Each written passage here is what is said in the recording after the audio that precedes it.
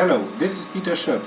In the next 5 minutes I will lead you through our study Comorbidity and its Relevance on Mortality and Major Depressive Disorder, a naturalistic 12-year follow-up in general hospital admissions.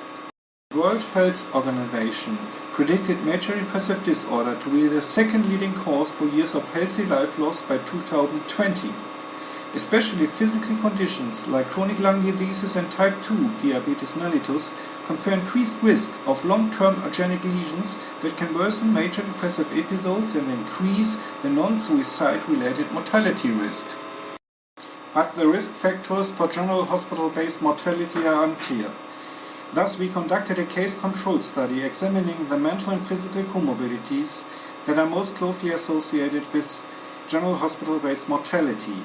Retrospective, observational, and with 12.5-year observation period, our study was intended to determine which specific physical comorbidities contribute to general hospital-based mortality and whether the risk factors for hospital-based mortality differ for MDD populations in comparison with age-gender-matched non-MDD populations. This slide shows you the methods of the study, where we identified all mental and medical diseases with a prevalence rate of higher than 1% in a sample of 9,604 hospitalized MDD patients and 96,048 gender-matched controls. Our first finding was that MDD patients, as compared to controls, had a more severe course of disease with a 1.2-fold increased hospital-based mortality rate. Our first finding was that MDD patients, as compared to controls, had a more severe course of disease with a 1.2-fold increased hospital-based mortality rate. Our second finding was that MDD patients, as compared to controls, had a substantial excess comorbidity of mental and physical diseases.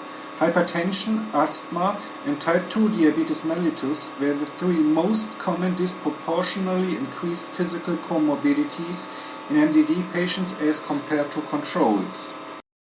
Our third finding was that among MDD patients who died, hypertension, chronic obstructive pulmonary disease, and type 2 diabetes mellitus were found to be the most common comorbidities, accounting for 36.7%, 18.6% and 70.1% of deaths. The fourth and major finding was that we found 17 independent predictors of hospital-based mortality in the MDD population with chronic obstructive pulmonary disease and type 2 diabetes mellitus to be the most common comorbidities in deceased MDD patients. The relevance of individual risk factors on hospital-based mortality was equally relevant in 13 diseases and less relevant in 4 diseases in MDD patients as compared to controls. Our fourth finding was that we found 17 independent predictors of hospital-based mortality in the MDD population with chronic obstructive pulmonary disease and type 2 diabetes mellitus to be the most common comorbidities in deceased MDD patients. The relevance of individual risk factors on hospital-based mortality was equally relevant in 13 diseases and less relevant in 4 diseases in MDD patients as compared to controls.